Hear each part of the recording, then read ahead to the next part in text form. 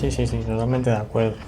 Pero bueno, vámonos ahora a la operación Barbarroja, que aquí se comete, o no, no lo sé, a ver, ¿qué te parece? Se comete un pequeño error con estas divisiones acorazadas alemanas, que bueno, si bien se ha perfeccionado la técnica, ¿no? Porque Polonia y Francia pues han servido como entrenamiento, vamos a decirlo así, ¿no? Como primera toma de contacto para desarrollar todas estas teorías y además les han salido de forma espectacular. Llegamos ahora a la Unión Soviética, donde la principal característica es que, bueno, que el territorio pues, es amplísimo y que no tiene nada que ver bueno, con lo que en su día atacaron, ¿no? en Polonia y también con el territorio francés. Entonces, claro, los alemanes que necesitan tropas, iba a decir nuevas, pero no nuevas, sino simplemente necesitan más tropas, ¿no?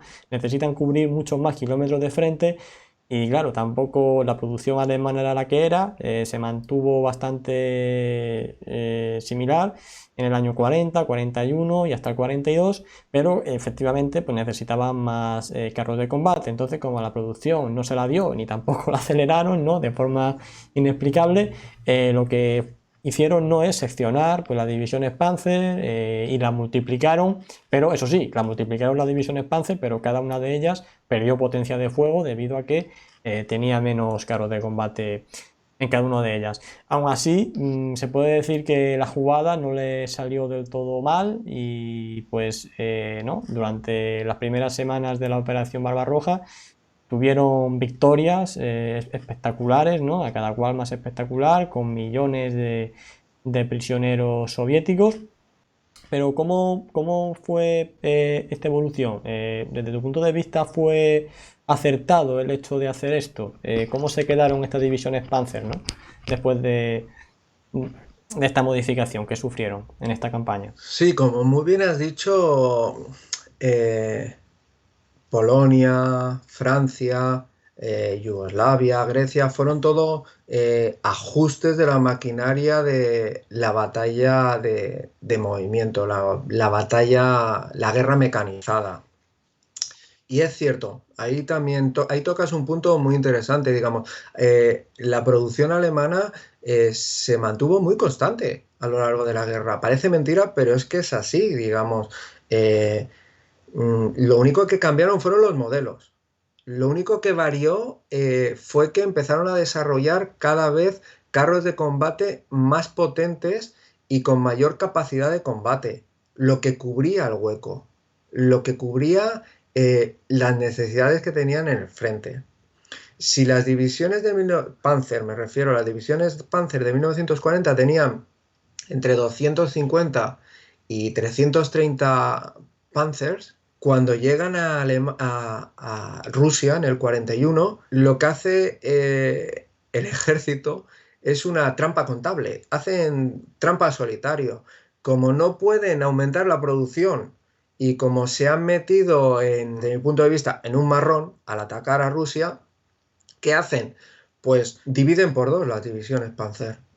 Tenían 10 divisiones Panzer, de dos regimientos Panzer cada uno. Pues venga, por arte de Billy Birloque, pues ahora os digo que con un regimiento Panzer tengo bastante por división, con lo cual desdoblo. No estoy aumentando mis fuerzas. Es trampa contable lo que tú estás haciendo. Tú tienes la misma cantidad de fuerzas, pero divididas en más unidades. ¿Que te da eso margen para desplegarlas a través de la longitud de frente, como tú has dicho? Sí, claro, es que es un frente muy largo, pero entonces aquí ya estás en contradicción con uno de los principios de Guderian, que es la de concentración de fuerzas. Estás diluyendo Mm. tu cantidad de panzer. ¿Cómo cubrieron el expediente los alemanes? Por lo que hablábamos antes, aún tenían el diferencial de la profesionalidad de sus tropas, aún tenían el diferencial de la superioridad técnica de los Panzers y doctrinalmente. ¿Por qué? Porque se enfrentaban a un ejército, el ruso, que había sido totalmente descabezado durante la Gran Purga. El ejército ruso carecía de líderes militares, me refiero, de presentar una respuesta coherente y con algún viso de éxito al ataque alemán.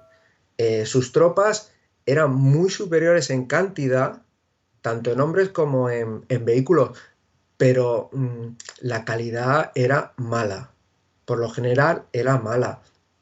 El T-26, el carro de combate ruso, había sido lo mejor había en la guerra civil española, donde se puso a prueba y donde hasta los alemanes me parece que pagaban, no sé si eran 100 pesetas a quien le trajese un carro a la tropa. En vez de que lo destruyesen, priorizaban la captura para utilizarlos ellos. El T-26 era un gran carro de combate para el año 36. En el año 41 el T-26 no servía de nada, únicamente para que los alemanes gastasen proyectiles. El gran carro de combate que estaba aún por venir era el T-34, que ya en el 41 había 1000 y pico, 1600 creo, 1200 en servicio. El problema está que en lugar de concentrarlos, los habían dilapidado por todos lados. No podían hacer concentración.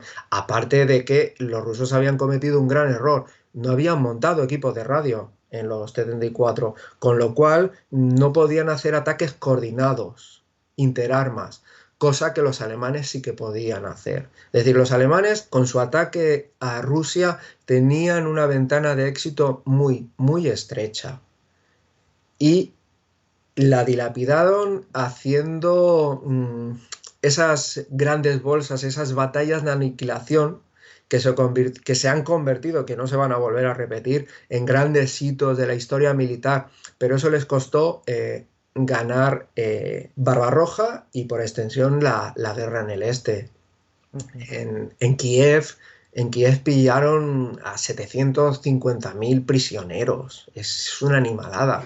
Si tú vas sumando toda la tropa rusa, material destruido, lo que los alemanes iban haciendo según avanzaban en el interior de Rusia era, desde un punto de vista occidental, Rusia estaba a punto de caer. No estoy justificando el error de cálculo de los alemanes, porque como profesionales que eran en el Estado Mayor tenían que haber sabido a lo que se enfrentaban. Pero es evidente que desde el punto de vista del soldado, lo que estaban haciendo en Rusia les estaba llevando a la victoria. Lo que pasa que desconocían que la reserva humana y de material que venía detrás era ingente. Se estaban enfrentando a una nación que no tenía igual, era incomparable. No se podía comparar ni con Inglaterra, ni con Francia, ni mucho menos con Alemania. Si fueron capaces de avanzar tanto los alemanes fue por lo que comento, fue por esa diferencia que tenían, ese margen que tenían en su tropa profesional, bien formada, que permitía sacar lo máximo de unos carros de combate que ya para entonces muchos ya estaban obsoletos. De los 3.200 carros de combate que desplegaron en Rusia en el 41, aún había Panzer I, Panzer II, el Panzer III aún, mira, el Panzer III con su cañón de 50 milímetros aún podía ser un arma potente en manos de un buen equipo, de una buena tripulación. Los Panzer IV, que debían haber sido el carro pesado alemán, según se había hablado con Guderian cuando empezó a hacerse el desarrollo, había muy poco número de ellos. Y aparte el cañón de 75 milímetros corto no tenía penetración, tenía una velocidad inicial de unos 360 metros por segundo y eso significaba que a 1000 metros penetraban unos 35 milímetros de acero de blindaje. Era una potencia baja. Era una potencia baja para lo que... para un T-26 vale, pero a un KB-1 o un KV-2 el tanquista se tenía que arrimar a 500 o a 400 metros. No eran. Había que... La industria, que es lo que hablábamos antes, que la industria alemana tenía que desarrollar nuevos carros de combate más potentes, porque se habían metido en un avispero.